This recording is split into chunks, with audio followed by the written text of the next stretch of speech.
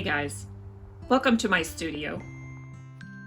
This is my main workbench, and on it I have a project that I started a couple years ago with my sister, and then she got really busy doing other things and so did I, so we didn't get very far.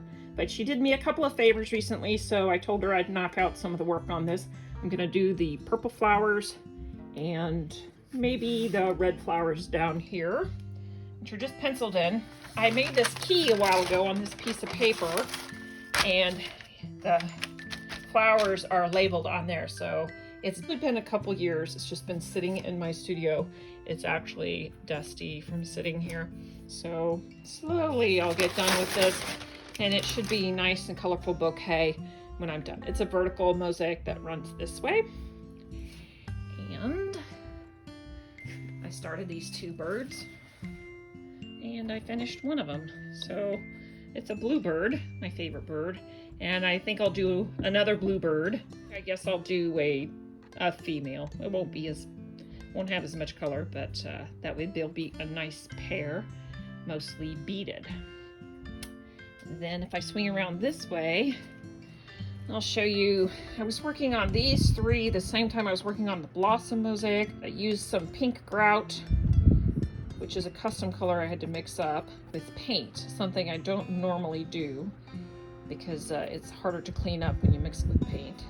When I was grouting it, two pieces came off, so I had to repair this piece on the end here and one of the pieces on the petal here, which means I'm going to have to mix up some more of the custom pink and re-grout these areas. Kind of a bummer. And then I'm going to mix up some custom green and grout those.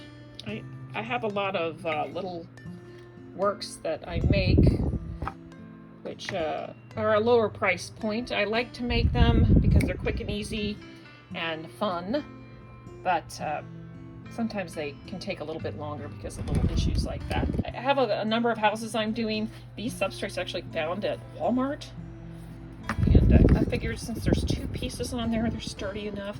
It's kind of interesting how they're layered. So I have a little bit of work more to do on those, and they're sitting there. I just finished this one and I really like it. I'm kind of in love with it. I like the repetition of the gray, the house in the house, the heart in the heart, repetition of the pink.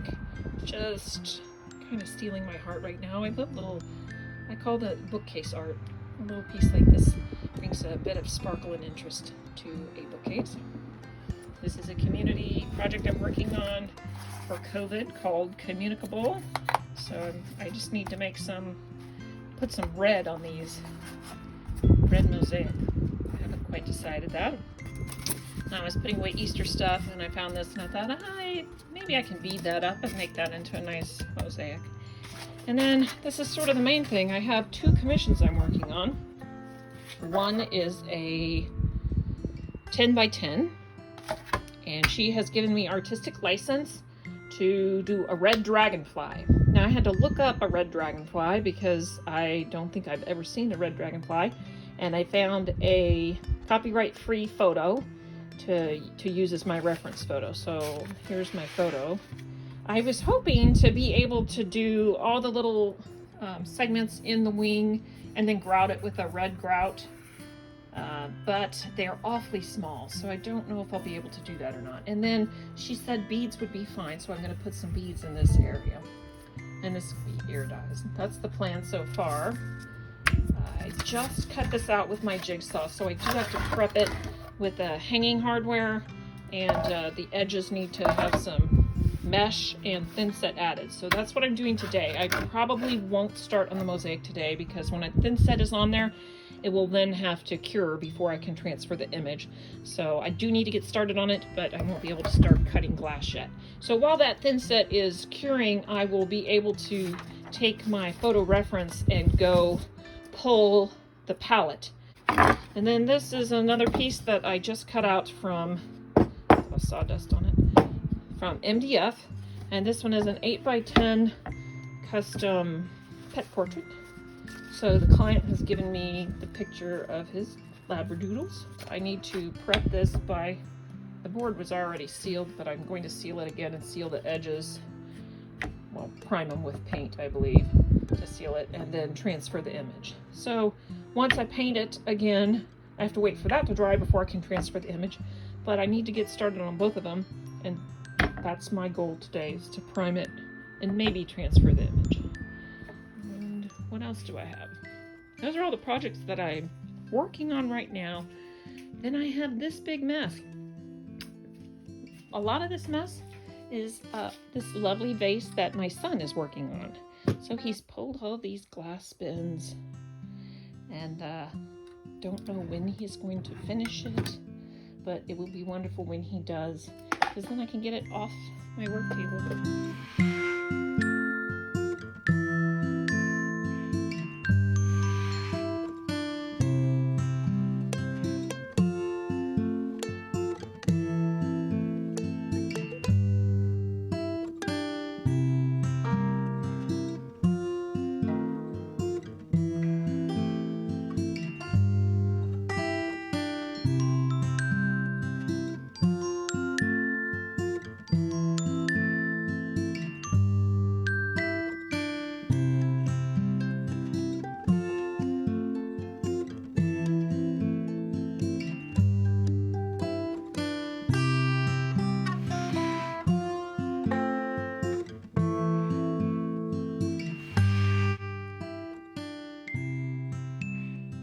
So I have this noodle that I've bought, and it's very flat and thin, and I would like to have it a bit curved.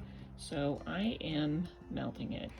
What you want to do is you want to put it at the top of that blue cone. So I have put it up against the white wall so I can make sure that it's at the top of the blue cone. And it will very slowly start to bend. It doesn't take very long. And then you can pull it away. Now, glass is a very good insulator of heat, so I can hold it in my bare hand. And this is not a torch, it's just a lighter. It only works because it's very, very thin. And I'm going to cut these so that I have a number of pieces that are bent. That's all.